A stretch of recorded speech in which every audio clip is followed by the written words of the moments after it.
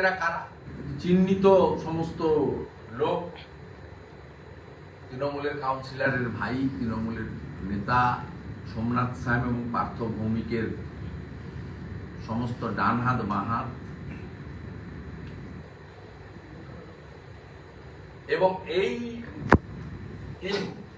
Gang of goons এরা 28 তারিখে নবান্ন অভিযানের পুলিশি বর্বরতার প্রতিবাদে যে বন্ধ হয়েছিল, প্রিয়াঙ্কু পান্ডের উপরে যে প্রকাশ্যে গুলি চলেছিল, এই টিম গুলি এবং বোম, আপনারা শুনলে খুশি হবেন, এনআইএ ওই মামলাটা সম্প্রতি নিয়েছে। এনআইএ এই মামলাটা সম্প্রতি নিয়েছে প্রিয়াঙ্কু পান্ডের কেসে। অর্জুন সিং মহোদয়ের পক্ষ থেকে এফআইআর করা হয়েছে জগদ্দল থানায়, এবং একজনকে গ্রেপ্তার করা হয়েছে যে আসল অপরাধী নয়, শুধুমাত্র আইওয়াসের জন্য। আমার সঙ্গে অর্জুন সিংজির 3-4বার কথা হয়েছে এবং আমরা সর্বস্তরে জানিয়েছি। আমরা ব্যারাকপুর কমিশনারেট এবং জগদ্দল থানার বিরুদ্ধে, যেহেতু সিসিটিভি ফুটেজে পরিষ্কার দেখা গেছে পুলিশ তাদেরকে গ্রেপ্তার করার প্রতিবাদে যারা বোমা গুলি ছুঁড়ছিল, পাথর ছুঁড়ছিল, তাদেরকে কার্যত আদর করে সরাচ্ছিল। তাই পুলিশের বিরুদ্ধে অর্জুন সিং মহোদয়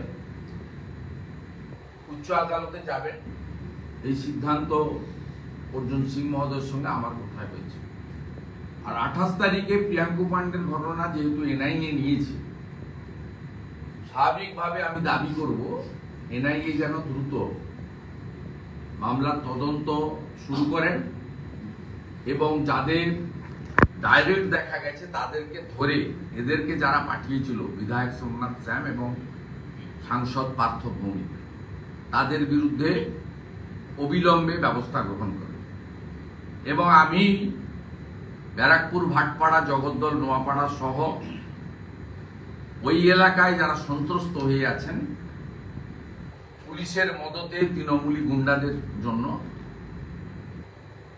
যারা জেড ক্যাটাগরির প্রোটেক্টি, সিআইএসএফ প্রোটেক্টি অর্জুন সিং এর উপরে যদি দিনের বেলা সকাল 8টায় প্রকাশ্যে সিসিটিভির সামনে don't care how in presence of local police যদি এই জিনিস করতে পারে, সাধারণ মানুষের কোনো নিরাপত্তা নেই। কারণ সকলের কাছে তো আর জেড ক্যাটাগরি বা প্রোটেকশন নেই স্টেট বা সেন্ট্রালে। তাদেরকে আমি অ্যাসিওর করতে পারি যে গত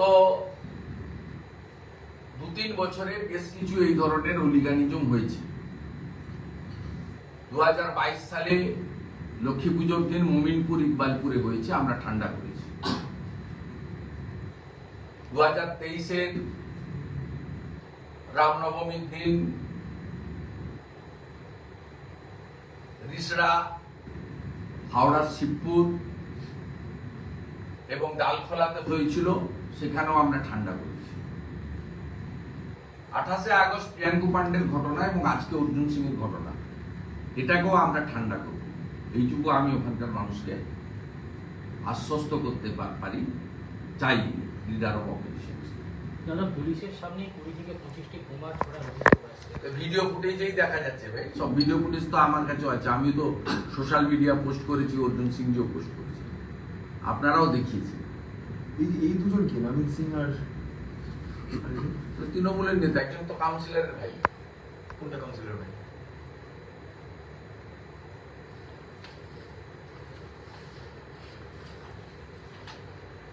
আপনাদের আমি রেজিস্টার দিয়ে দিচ্ছি যাতে কোথায় যাচ্ছে।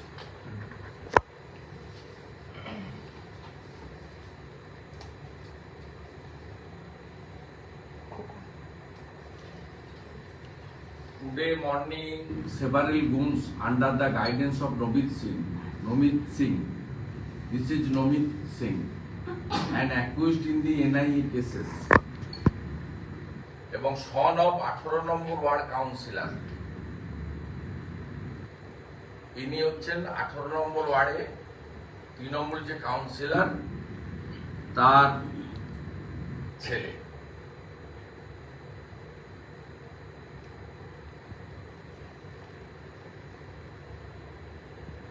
এখন connivance with TMC, মানে connivance ও নয়, direct involvement of TMC, naturally এটা ছাড়া হবে না। This is last incident. আর 28 তারিখের কেস যেহেতু এনআইএ নিয়ে নিয়েছে, আজকে ময়নার বাচ্চারও বিজয় ভূঁইয়ার কেসের যারা অ্যারেস্ট হয়েছিল তারা বেল নিতে গেছিল হাইকোর্টে, হাইকোর্ট বেল দেয়। তো কি করবে তার ব্যাপার, কিন্তু আমরা এগুলো ছাড়বো না। তৃণমূল তো সবই প্রকাশ্যে এনে দিচ্ছে, অন্যদিকে ওই সেটিং বলছে ওই কি বিভাজনের রাজনীতি করে কালকে হুমায়ুন করে এক কথা বললো, আজকে প্রকাশ্যে ছবি আসছে কাউন্সিলরের ছেলে, সবই তো প্রকাশ্যে এসে যাচ্ছে। তারপরেও তৃণমূলের এই ঔদ্ধত্যটা আসলে তৃণমূলের ঔদ্ধত্যটা হচ্ছে দুটো কারণে। একটা হচ্ছে law and order state subject. Central government law and অর্ডারে ঢুকতে পারে না। আপনাদের আমি বারবার বলেছি যে সেকশন 3/4 থাকলেই এনআইএ হতে পারে এক্সপ্লোসিভ, নইলে করা যেতে পারে। এখানে বহু এনআইএ ফিট কেসকে ফায়ার ক্রেকারে বলে চালিয়ে দেওয়া হয়েছে। আবার কোথাও কোথাও পারেনি, যেমন বাঁকুড়া সালতোড়ার কেসে পারেনি, ওখানে সন্তোষ মণ্ডল বলে একজন পাথর মাফিয়া আছে, ডিনামাইট ক্যারি করেছিলেন, তৃণমূলের ব্লক সভাপতি সালতোড়া। ওই কেসেও আমরা এনআইএ দাবি করেছি এবং এনআইএ সেকশনও আছে। সিবিআই কেসের ক্ষেত্রেও 3টে পদ্ধতিতে হতে পারে। একটা সেন্ট্রাল গভর্নমেন্টের অর্গানাইজেশন হলে সিবিআই ডাইরেক্ট নিতে পারে, রেল কোর্ট ইত্যাদি। দ্বিতীয় হচ্ছে রাজ্য সরকারকে রেকমেন্ড করতে হয় যে এই কেসটা আপনি সিবিআই নিন, তাহলে হতে পারে। আর তৃতীয় হতে পারে কোর্ট থেকে। যেমন আরজি করের কেস আমি ফার্স্ট পিটিশনার ছিলাম কোর্টে, আমার ফ্যামিলি এসছে পরের দিন, লাস্ট আওয়ার চিফ জাস্টিসের বেঞ্চ দিয়েছে, সুপ্রিম কোর্ট কন্টিনিউ করেছে। স্বাভাবিকভাবে ল অ্যান্ড অর্ডার স্টেটের হাতে, আর এখানে পুলিশ কমপ্লিট ক্যাডার। পৃথিবীর কোথাও পাবেন না ধর্ষক জেলে ওই যেখানে ধর্ষণ হয়েছে সেই প্রতিষ্ঠানের যিনি কি পার্সন, অফিসিয়াল পার্সন অর্থাৎ সুপার জেলে, আর ওইখানকার থানার ওসি জেলে। একই জেলে সঞ্জয় রায়, অভিজিৎ মন্ডল, সন্দীপ ঘোষ। এই দৃশ্য, এই যে একবারে প্রীতিপূর্ণ মিলন, এ পৃথিবীর কোথায় পাবেন আপনি?